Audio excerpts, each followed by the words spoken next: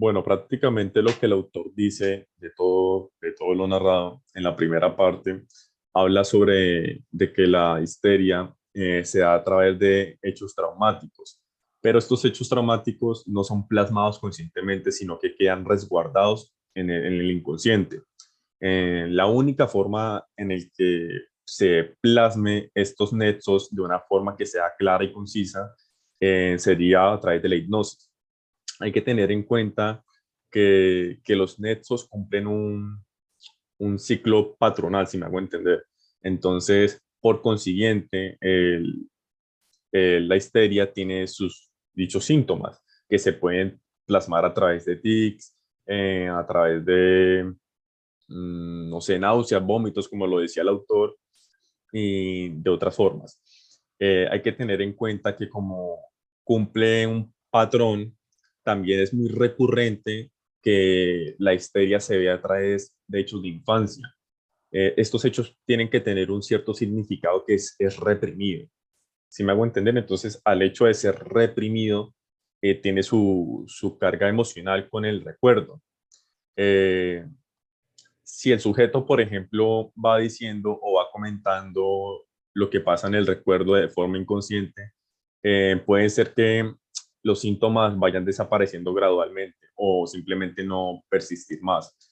Hay que tener un ejemplo de todo eso, lo que estoy narrando sería, por ejemplo, en un hecho de una vivencia traumática y con el hecho de la histeria y todo esto. Por ejemplo, una mujer ve la última imagen de su hijo morir, ¿cierto? El, como tal, es tanta la carga emocional y tantas cosas que la persona está experimentando en ese preciso momento, y entonces en el mismo momento escucha el pitido de un auto. Como tiene mmm, tantos factores extrínsecos e intrínsecos chocando, la persona termina sintiéndose como algo mareada y por consiguiente termina teniendo náuseas y vómitos. Entonces, ¿qué pasa? Luego la persona de pasar por otro hecho que sea de harta carga emocional, va a seguir escuchando el pitido del auto y por consiguiente va a tener náuseas y vómitos. En el caso contrario, sería, por ejemplo, que cada vez que escuche el pitido de un carro, sienta otra vez esa carga emocional tan fuerte y que esto le provoque náuseas y vómitos. Obviamente la persona conscientemente no lo va a saber, por eso se produce la misma histeria y por eso es el cargo del terapeuta. Bueno, por segundo hay que tener en cuenta que eh, la histeria no es tan fácil de encontrar de como si fuera persona A y persona B. En persona A, pues literalmente cumple el patrón y ya está. En la persona B es a veces tan difícil de cierta forma lograr dar con la causa que el terapeuta tiene que relacionar lo simbólico de la ocasión con prácticamente lo patológico. Eh, por tercero, hay que tener en cuenta que todo esto cumple un patrón, ¿sí? Entonces hay que tener en cuenta que el nexo vendría siendo el agente ocasionador de lo patológico o de la histeria.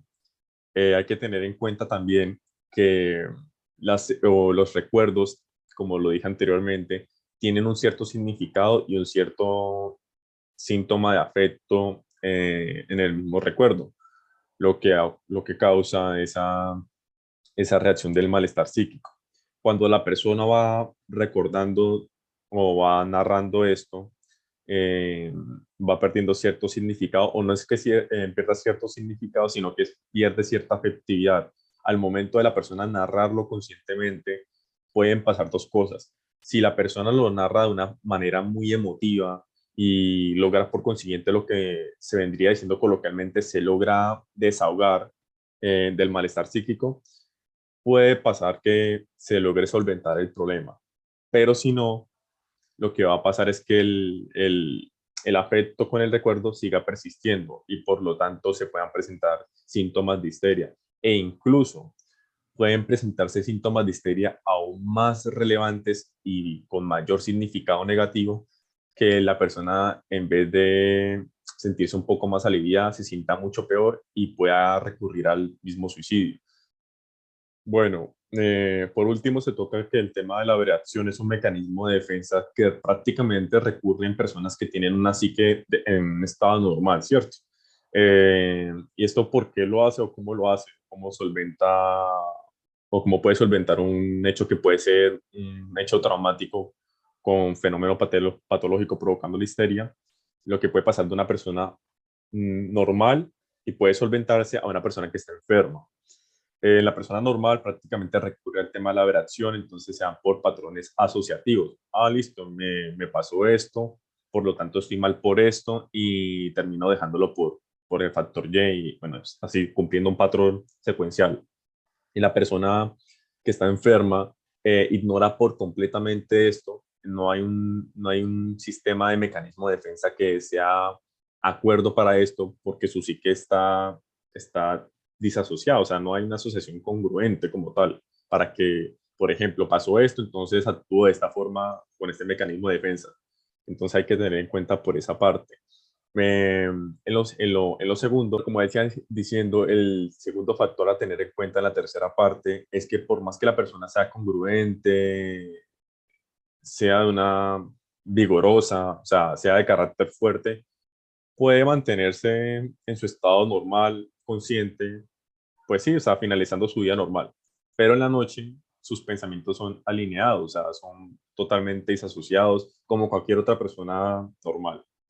Eh, pero esto de esta forma, en la persona que está enferma, pues tiene síntomas histéricos que sean a factor de vigilia, en estado despierto, para que me entiendan. Por último, hay que tener en cuenta que en la psicosis onírica no afecta la vigilia, pero en el estado hipnótico la información suministrada sí afecta la vigilia y entran como fenómenos histéricos. Entonces eso hay que tenerlo en cuenta y eso es todo.